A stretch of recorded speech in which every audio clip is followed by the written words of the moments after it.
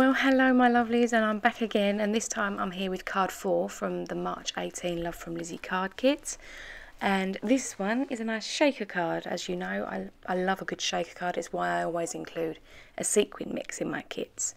So here you're seeing me use a rectangle die, and this is part of a set, and this is the next size down as well. So I've cut some of the patterned paper using the larger of the two rectangles, and then I've placed the smaller one on the inside, and then using some washi tape held them in place.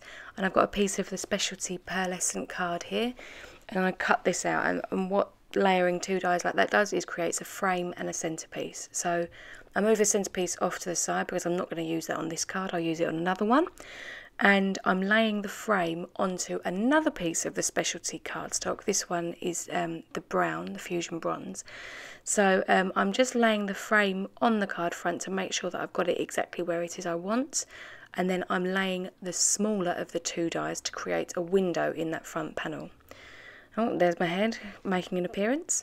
I'm now cutting a sheet of acetate, and I'm cutting it to be larger than the frame that I die cut, and I'm using my new ATG gun, which I'm a little bit in love with, and just running around the edge there of the back side of my card panel, popping the acetate on, giving it a nice firm press, and then getting some of my Scotch mounting tape.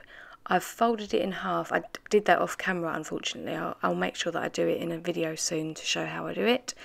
And then once it's folded in half, I just cut it lengthways to make it go a bit further, and I just run the whole way around the edge on the reverse side of that acetate. As I do it, you'll see that I'm butting the edges up very closely so there's no gaps, so that no sequins or bits and pieces can fall out, and I'm snipping off the ends to make sure there's a nice clean cut so that there is something to butt against. Sometimes when you tear it, it can fray the corner a little bit and it can make it a little bit difficult.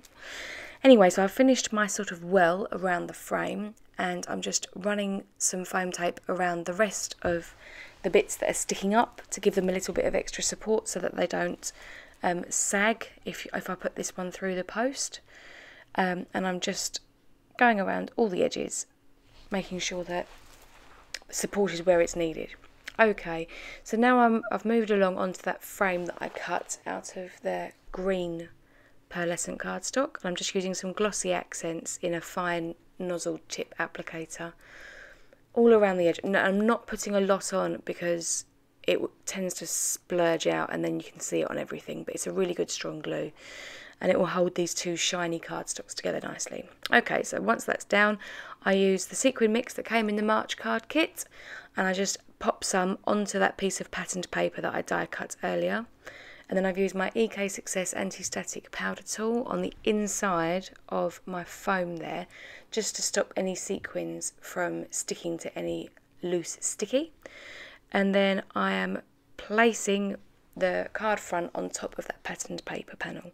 And now I'm going all the way around the edge of the foam and giving it a nice good press because I don't want anything to sneak out. I've put some ATG on the back, and then I've removed my release paper and I'm pushing it now onto the front, and yay, the shaker action works. It's always nice to try it. And I'm using my Kool tack clear squares here, and I'm afraid I'm all fingers and thumbs. My wrist is much better, but it's still not quite what it was. But I put the clear tack just behind where the foiling is so that you don't see it through the front of the acetate. I popped that on the front, and that's my card. So I'll be back again soon with another one. Until then, guys, thanks and happy paper crafting. Bye!